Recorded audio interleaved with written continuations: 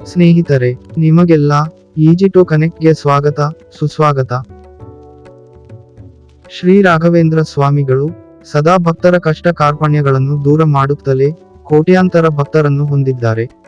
ನೀವು ಯಾವುದೇ ಸ್ಥಳಕ್ಕೆ ಹೋದರೂ ಅಲ್ಲಿ ನಿಮಗೆ ಒಬ್ಬರಾದರೂ ರಾಘವೇಂದ್ರ ಸ್ವಾಮಿಗಳ ಭಕ್ತರು ಸಿಗುತ್ತಾರೆ. ದೈವೀಪುರುಷರಾದ ರಾಘವೇಂದ್ರ ಸ್ವಾಮಿಗಳಿಗೆ ಮಂತ್ರಾಲಯದ ಮೂಲ ವೃಂದಾವನವಲ್ಲದೆ ಜಗತ್ತಿನೆಲ್ಲೆಡೆ ಬೃಂದಾವನಗಳು ಸ್ಥಾಪಿತಗೊಂಡಿವೆ. ರಾಘವೇಂದ್ರ ಸ್ವಾಮಿಗಳ ಭಕ್ತರಲ್ಲಿ ಕೆಲವರು ಫೋಟೋವನ್ನಿಟ್ಟುಕೊಳ್ಳುವ ಮೂಲಕ ಪೂಜಿಸಿದರೆ, ಇನ್ನು ಕೆಲವರು ದೇವಸ್ಥಾನಗಳಲ್ಲಿ ಬೃಂದಾವನದ ರೂಪದಲ್ಲಿ ಪೂಜಿಸುತ್ತಾರೆ.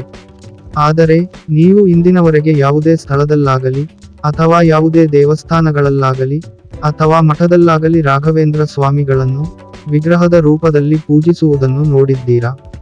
ವಿಗ್ರಹದ ರೂಪದಲ್ಲಿರುವ ರಾಘವೇಂದ್ರ ಸ್ವಾಮಿಗಳಿಗೆ ವಿಶೇಷ ಪೂಜೆ ಪುನಸ್ಕಾರಗಳನ್ನು ನಡೆಸಿಕೊಂಡು ಬರುತ್ತಿರುವ ಜಗತ್ತಿನ ಏಕೈಕ ರಾಯರ ಸನ್ನಿಧಾನವೇ ಮೈಸೂರಿನ ನಂಜನಗೂಡಿನಲ್ಲಿರುವ ಶ್ರೀ ರಾಘವೇಂದ್ರ ಸ್ವಾಮಿ ಮಠ.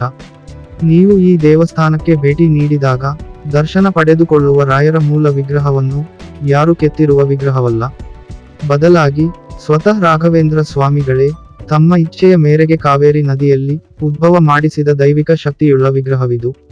ಮೈಸೂರಿನ ನಂಜನಗೂಡಿನಲ್ಲಿರುವ ಈ ರಾಘವೇಂದ್ರ ಸ್ವಾಮಿ ಸನ್ನಿಧಾನವನ್ನು ಪ್ರತೀಕ ಸನ್ನಿಧಾನವೆಂದು ಕರೆಯಲಾಗುತ್ತದೆ.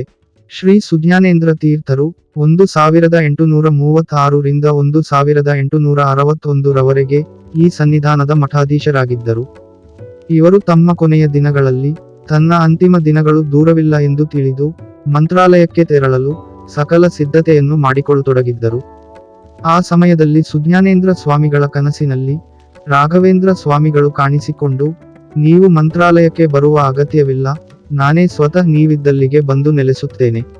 ಇದಕ್ಕಾಗಿ ನಾನು ಮೂರ್ತಿಯ ರೂಪದಲ್ಲಿ ನಿಮಗೆ ಕಾಣಿಸಿಕೊಳ್ಳುತ್ತೇನೆ. ಆ ಮೂರ್ತಿಯನ್ನು ತಂದು ನಂಜನಗೂಡಿನಲ್ಲಿ ಪ್ರತಿಷ್ಠಾಪಿಸಬೇಕೆಂದು ಹೇಳುತ್ತಾರೆ. ಕನಸಿನಲ್ಲಿ ರಾಘವೇಂದ್ರ ಸ್ವಾಮಿಗಳು ಹೇಳಿದಂತೆ ಕಾವೇರಿಯ ನದಿಯಲ್ಲಿ ಸಿಕ್ಕ ಉದ್ಭವ ರಾಘವೇಂದ್ರ ಸ್ವಾಮಿಗಳ ವಿಗ್ರಹವನ್ನು ತಂದು ಪ್ರತಿಷ್ಠಾಪನೆ ಮಾಡಿದರು.